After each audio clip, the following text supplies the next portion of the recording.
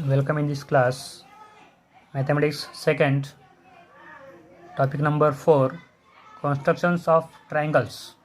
आपण याच्यामध्ये टाइप 1 जो आहे त्याच्यामध्ये आपण base angle and sum of the remaining two sides असा आपण बघितलेला आहे. आता आपला पुढचा प्रकार आहे second, construction of triangle with given base angle and difference of the remaining two sides. There are two subtypes of such type of construction. आपण याच्यामध्ये जर सम घेतली तर आपल्या सम घेताना मात्र कुठला प्रॉब्लेम येत नाही, पण जर डिफरन्स घेतला तर डिफरन्समध्ये आपल्याला दोन प्रॉब्लेम येऊ शकतात. आपण सब टाईप असं म्हटलेलं आहे. फर्स्ट टाईप आहे, आपण त्याला म्हणूया A. The vertex of given angle is in the first side of the given difference. आपण इथं थोडंसं एक एक्झाम्पल बघूया, म्हणजे एक्झाम्पल बघितल्यानंतर लक्षात येईल. आता समजा एक्झाम्पल आपण बघणारच आहे, फक्त इथं आपल्याला थोडंसं निरीक्षण करूया म्हणजे लक्षात येईल. याच्यामध्ये दोन टाईप कसे घेतलेले आहेत.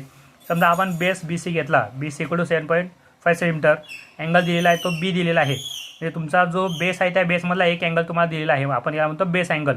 आणि तुमची जी डिफरन्स दिली आहे त्या डिफरन्समध्ये A B minus A C असू शकतं किंवा तुमचं ए सी मायनस ए बी सुद्धा असू शकतं. म्हणजे आपल्या इथं मात्र नेमकं काय दिलेलं आपण हे त्याप्रमाणे बघायचं आहे. समजा आपण इथं निरीक्षण केलं तर असं दिसतं की आपल्याला इथं आता A B minus A C दिलेला आहे, तुमचा अँगल दिला आहे तो बी, आणि अँगल बी तुमचा हा व्हर्टेक्स आहे, आणि तो व्हर्टेक्स तुमचा आता त्या साईडमध्ये डिफरन्समध्ये पहिल्या ठिकाणी लिहिलेला आहे. म्हणून आपण म्हटलं the vertex of given angle is in the first side of the given difference. Given डिफरन्समध्ये तुमचा जो साईड व्हर्टेक्स आहे तो फर्स्ट साईडमध्ये आलेला आहे. समजा आपण इथं सुद्धा घेऊ शकतो, ए सी मायनस ए बी सुद्धा घेऊ शकतो, डिफरन्स तेवढाच आहे. A C minus A B 3 centimetre, difference तेवढाच आहे. फक्त आपण इथं लिहिताना काय केलेलं आहे, ए सी मायनस ए बी लिहिलेला आहे, म्हणजे हा त्याचा डिफरन्स आहे. आता इथं लिहिले आहे बघा टाईप बी, आपण त्याला टाईप बी म्हणूया. The vertex of given angle is in the second side of the given difference. आता आपल्या इथं काय दिसतं, ए सी मायनस ए बी दिसतं, म्हणजे तुमचा जो पॉईंट बी आहे, व्हर्टेक्स बी आहे, तो आता तुमच्या सेकंड साईडमध्ये दिसतो. म्हणजे हा त्याच्यामधला फरक आहे.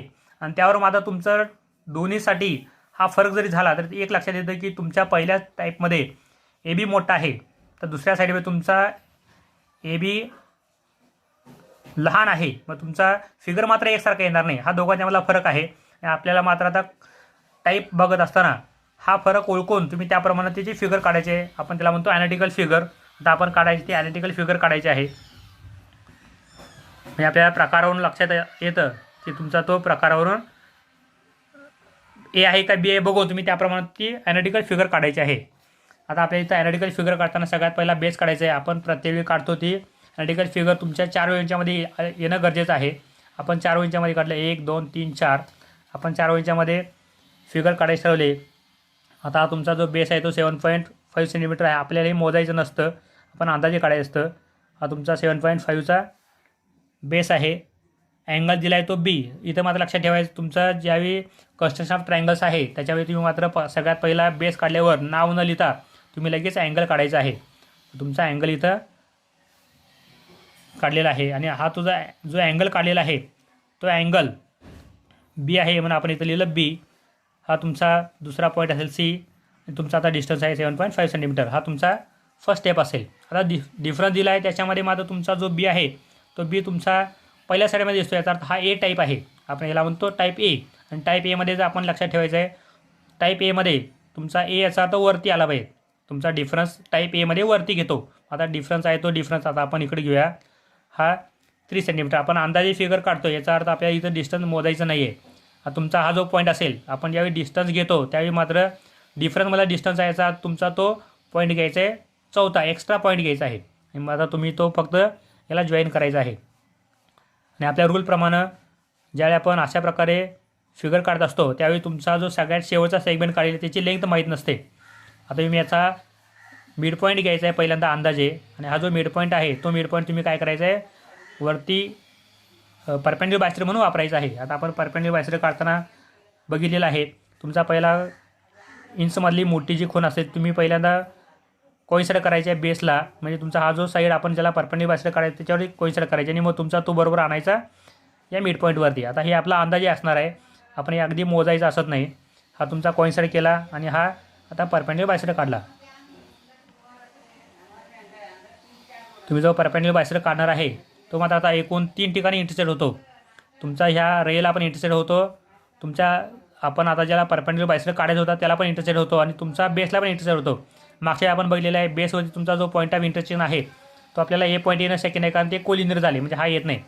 हा आपला 90 डिग्री आहे, हा परपेंडिक्युलर बायसेक्टर आहे, आपल्या इथं येणार नाही. याचा अर्थ हा तुमचा रे काढलेला आहे, त्या रेलाच इंटरसेक्ट होतो आणि तुमचा रेला काढलेला इंटरसेक्ट होतो, तिथं तुमचा पॉईंट थर्ड मिळतो, म्हणजे तुमचा पॉईंट ए इथं असेल. आणि आपल्याला आता फक्त हा जॉईन करायचा आहे. आणि आपण जर फिगरमध्ये बघितलं तर आपला जो डिस्टन्स आहे हा वरती आल्यामुळे काय झाला, ए बी तुमचा मोठा झालेला आहे, ए सी लहान झालेला आहे, म्हणजे A B minus A C. आणि कितीचा फरक आहे, हे 2 डिस्टन्स इक्वल असतात परपेंडिक्युलर बायसेक्टर असल्यामुळं. हे तुमचे 2 डिस्टन्स इक्वल आले, हा एवढा जास्तीचा आहे, याचा अर्थ त्या दोघांच्या मधला फरक 3 सेंटीमीटर आहे. म्हणजे आपली ही याप्रमाणे फिगर कंप्लीट झाली.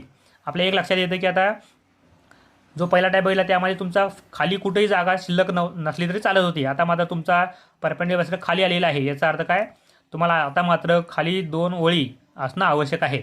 आता तुम्ही खाली 2 ओळी ठेवून तुमचा तो फिगर कंप्लीट करायचा आहे. आता आपण मोजूया. साधारण आपल्या 8 ओळीमध्ये बरोबर फिगर बसते.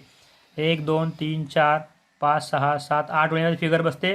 पण आता तुमचा तो इंटरसेक्शन हा वरती येणार आहे, तुमच्या बेसच्या खाली 2 ओळी असणं गरजेचं आहे. आपण आता इथं येणार तर आपण साधारण इथं फिगर काढायला हरकत नाही. समजा आपल्याला खाली एक ओळ जास्तीत असल्यामुळे आपण इथं खाली घेऊया, आणखी एक ओळ आपण खाली घेऊया. आता आपल्याला काढताना मात्र फिगर सगळी उजवीकडं दिसते, याचा तुमच्या बेसच्या उजवीकडं जरा जागा असणं आवश्यक आहे. आता आपल्याला 7.5 काढायचं आहे, म्हणजे तुमचं साधारण मध्यभागी 7.5 आलं पाहिजेत. हा आपला 7.5चा मार्क आहे, हा तुमचा 0चा मार्क आहे. तुमचा 0 आणि 7.5चा जो मार्क असेल आपण तो जॉईन केला. मला तुम्ही इथं जसं आहे त्याप्रमाणे आता लिहायचं आहे. हा तुमचा बी पॉईंट असेल, हा सी पॉईंट असेल. आपल्या आर्टिकल फिगरप्रमाणे हा 40 डिग्री असणं आवश्यक आहे. म्हणजे आता 40 डिग्री आपल्याला अँगल काढायचा आहे. आता अँगल काढताना माझा तुमचा बी वरती ठेवून तुम्ही अँगल काढणार आहे. बी वरती ठेवला तुमचा इथं आहे तो 0, याचा तुम्ही काढायचा 40 डिग्री इथं, म्हणजे तुमचा हा 40 डिग्री असेल. मग तुमचा अँगल मोजून तुम्ही तो बरोबर काढायचा आहे. आता मी डायरेक्ट घेतलेला आहे, तुम्ही मात्र ते बरोबर त्याप्रमाणे स्टेप बाय स्टेप मोजून घ्यायचं आहे. तुमची वरती जागा जेवढी मोकळी असेल त्या वरच्या मोकळ्या जागेपर्यंत तुम्ही ते वाढवायचं आहे. हा तुमचा अँगल झाला 40 डिग्री. आता डिस्टन्स 3 सेंटीमीटर, मग तुम्ही आता बरोबर मोजून 3 सेंटीमीटर घ्यायचं आहे. तुमचं हे 3 सेंटीमीटर कोइन्साइड केलं, 3 सेंटीमीटर कोइन्साइड केल्यानंतर तुम्ही आता बरोबर ते डिस्टन्स घ्यायचं आहे. हा तुमचा डिस्टन्स असेल, हा तुमचा पॉईंट एक्स असेल ॲनालिटिकल फिगरप्रमाणे. हे डिस्टन्स असेल 3 सेंटीमीटर. आणि तुम्ही आता काय करायचं आहे, तो फक्त एक्स पॉईंट सीला जॉईन करायचा आहे. आणि आपल्या ॲनालिटिकल फिगरप्रमाणे आता तुम्ही जो सी एक्स जोडलेला आहे त्याचा परपेंडिक्युलर बायसेक्टर काढायचा आहे. आणि परपेंडिक्युलर बायसेक्टर काढताना मी दरवेळी सांगतोय, तुमच्या पहिल्या लाईन्स मोजा, एक्सपासूनच्या ह्या लाईन्स बेसच्या लाईन मोजा. 1 2 2च्या पुढं आहे, आपण 3 घेतलं, 3 याचा अर्थ अंदाजे 1.5पर्यंत गेलेला आहे. तुम्ही अंदाजे 1.5पर्यंत घ्यायचा आहे. समजा तुम्ही त्याच्यापेक्षा जास्त घेतलं तरी हरकत नाही. मग साधारण मी 1.5पर्यंत घेतलेला आहे. आता आपण पहिला आर्क काढला, नंतर दुसरा आर्क काढला. शक्यतो तुमचा हा बेसला इंटरसेक्ट झाला तरी हरकत नाही, पण तुम्ही मात्र लक्षात ठेवायचं आहे की तुमचा या ज्याचा परपेंडिक्युलर बायसेक्टर काढायचा त्याच्या जवळपास तुमचं आलं पाहिजे. आता तुम्ही इथं ठेवायचं आहे एक्सवरती, त्याचा पॉईंट ऑफ इंटरसेक्शन तुम्ही फक्त मिळवायचा आहे. हा तुमचा पॉईंट ऑफ इंटरसेक्शन असेल. समजा तुम्हाला पॉईंट ऑफ इंटरसेक्शन मिळत नसेल, तुम्ही तो जर असं वाढवायचा आहे. तुमचा आता हा पहिला पॉईंट ऑफ इंटरसेक्शन आला, हा तुमचा दुसरा पॉईंट ऑफ इंटरसेक्शन आला, तुम्ही आता फक्त ते वाढवायचं आहे. हा तुमचा भाग पहिला जॉईन केला, बरोबर जॉईन केला आणि मग तुम्ही वाढवलं, याचा तुमचा हा पॉईंट ऑफ इंटरसेक्शन मिळेल. हा तुमचा पॉईंट ऑफ इंटरसेक्शन म्हणजे तुमचा थर्ड पॉईंट असतो. आपल्या ॲनालिटिकल फिगरप्रमाणे हा ए असेल, तुम्ही हा या ठिकाणी जॉईन करायचा आहे. म्हणजे तुमची जी फिगर आहे ती फिगर तुमची याप्रमाणे कंप्लीट झालेली असेल. मग तुमचं हे डिस्टन्स आहे 7.5 सेंटीमीटर, हे 3 सेंटीमीटर, हा 40 डिग्री. आणि तुमचा आता डिफरन्स बघितला, डिफरन्स तुमचा हा ए सी हा लहान आहे, ए बी मोठा आहे. म्हणजे आपल्याला जी फिगर पाहिजे होती आपण त्याप्रमाणे कंप्लीट केलेली आहे. आपल्याला आता सेकंड टाईप बघायचा आहे. Construct triangle P Q R such that Q R equal to 6 centimetre, angle P Q R equal to 40 degree and P R minus P Q is equal to 2.5 centimetre. आता इथं मात्र difference आपल्याला जो आहे तो difference बघत असताना मात्र डिफरन्स बघितला की सगळ्यात पहिला बघायचा तो अँगल क्यू, म्हणजे आपला अँगल आहे तो क्यू आहे, बेस आहे क्यू आर, अँगल बघायचा. आणि तुमचा जो अँगल आहे तो अँगल तुमच्या साईडमध्ये डिफरन्समध्ये पहिल्या ठिकाणी का दुसऱ्या ठिकाणी बघायचा आहे. आणि आपल्या आता लक्षात येतं की तुमचा जो अँगल किंवा व्हर्टेक्स आहे तो व्हर्टेक्स आता तुमच्या दुसऱ्या साईडमध्ये आहे. याचा अर्थ हा दुसऱ्या साईड म्हटले की बी लक्षात ठेवायचं. आणि बी म्हटलं की लक्षात ठेवलं पाहिजे तुमचा डिफरन्स आता जो आहे तो वरती न घेता तुम्ही खाली घ्यायचा आहे. आता इथं अनालिटिकल फिगर काढूया म्हणजे लक्षात येईल.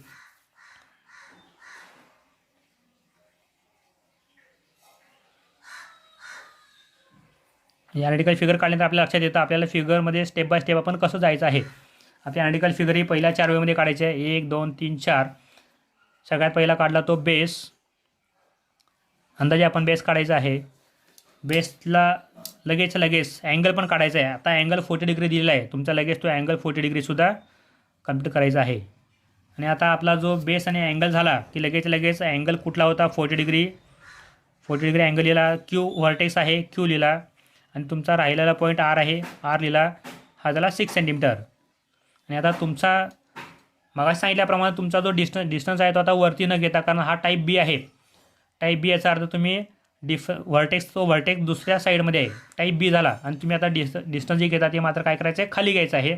आणि खाली याचा अर्थ तुमचा 40 डिग्रीकडे खाली काढायचा नाही. तर तुमचा हा जो रे आपण काढलेला आहे तो रे आता उलट्या दिशेला वाढवायचा आहे. म्हणजे खाली डिस्टन्स याचा अर्थ तुमचा हा महत्त्वाचा भाग लक्षात ठेवायचा. तुम्ही ज्यावेळी खाली डिस्टन्स घेता त्याचा अर्थ तुम्ही डिस्टन्स खाली घेण्यासाठी तो वाढवायचा आहे उलट्या दिशेला. आणि तुमचा आता जो डिस्टन्स आहे तो डिस्टन्स असणारा 2.5. हे तुमचं डिस्टन्स 2.5 असेल. आणि आपला हा जो डिस्टन्स आहे तो घेताना मात्र लक्षात ठेवायचं एक्स्ट्रा पॉईंट असणार आहे. माझा तुमचा डिस्टन्स खाली घेतला 2.5. हा तुम्ही आता जॉईन करायचा आहे. आणि हे जॉईन केल्यानंतर तुमचा आता अंदाजे मिड पॉईंट घ्यायचा आहे.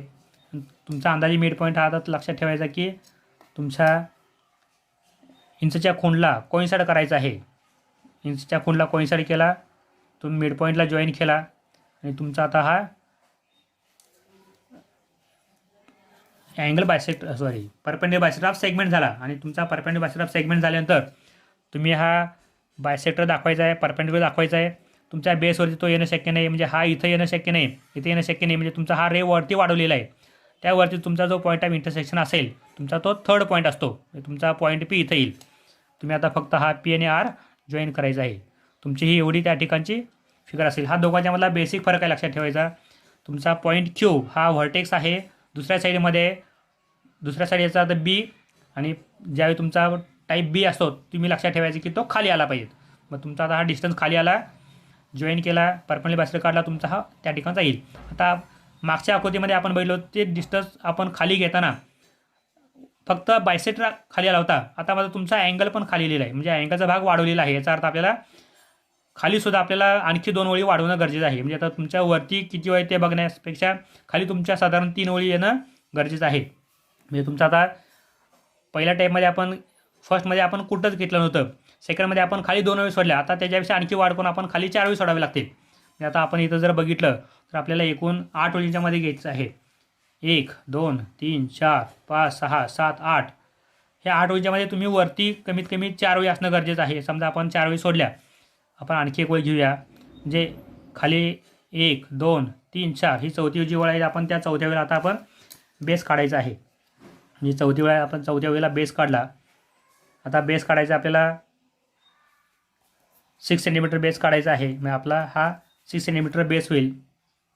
इथून आपण सुरुवात केली कारण आपल्याला इथं खाली इकडं पण जागा लागणार आहे. त्यामुळे आता साधारण मध्यभागापासून आपण सुरुवात केली. म्हणजे तुमचा हा 6 सेंटीमीटरचा सेगमेंट झाला. लगेच तुम्ही त्याचं आता नाव लिहू शकता. हा क्यू असेल हा आर असेल तुमचं हे 6 सेंटीमीटर डिस्टन्स असेल.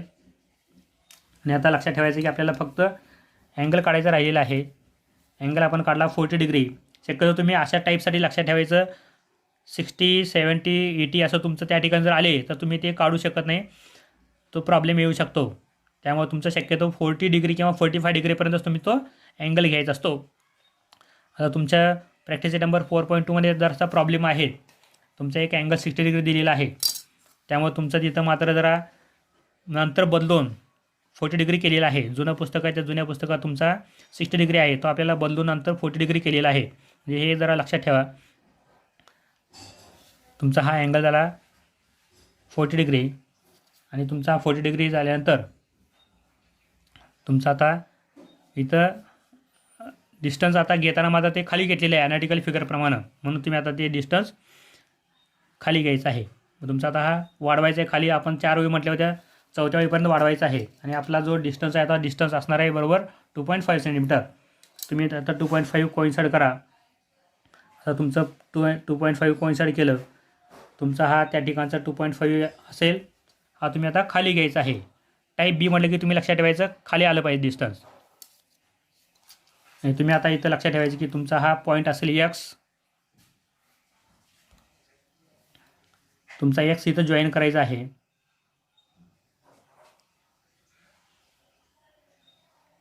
हा तुम्ही एक्स जॉईन केला.